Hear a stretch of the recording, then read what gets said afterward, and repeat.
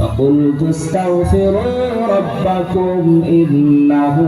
كان غفارا يرسل السماء عليكم مدرارا ويمددكم بأموال وبنين ويجعل لكم جنات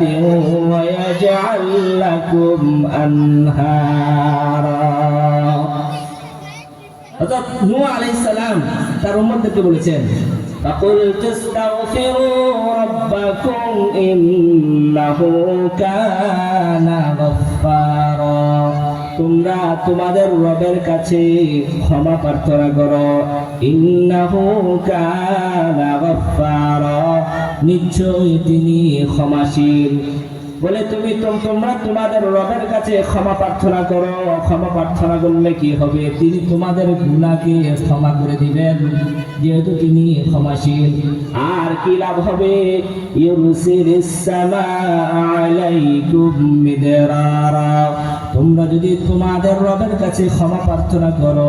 আল্লাহ পাক রব্বুল আলামিন তোমাদের জন্য আসমান থেকে মুষলধারে বৃষ্টি বর্ষণ করবেন বলেন সুবহানাল্লাহ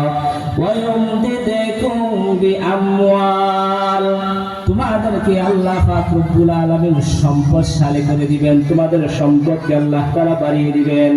ওয়া বানিন তোমাদেরকে আল্লাহ তাআলা সন্তানাদি দান করবেন ওয়া ইয়াজআল লাকুম জান্নাতিন ওয়া ইয়াজআল লাকুম আনহারা তোমাদেরকে আল্লাহ পাক রব্বুল আলামিন জান্নাতের মতো দৌলত দান করবেন বলেন সুবহানাল্লাহ তাহলে অভাব যদি থাকে অভাব দূর করার মাধ্যম কি ইস্তেগফার করা যে ব্যক্তি বেশি বেশি করে ইস্তেগফার করবে আল্লাহ তাআলা তার অভাব দূর করে দিবেন যে ব্যক্তি বেশি বেশি করে ইস্তেগফার করবে আল্লাহ তাআলা তার মালের মধ্যে বরকত দান করবেন যে ব্যক্তি বেশি বেশি করে ইস্তেগফার করবে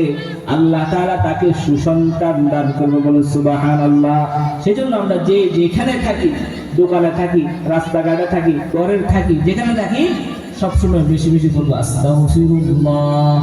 আস্তাগফিরুল্লাহ আস্তাগফিরুল্লাহ আস্তাগফিরুল্লাহ আমলটা করা যাবে তো ইনশাআল্লাহ হ্যাঁ ছোট্ট আমল ফল কিন্তু অনেক বড়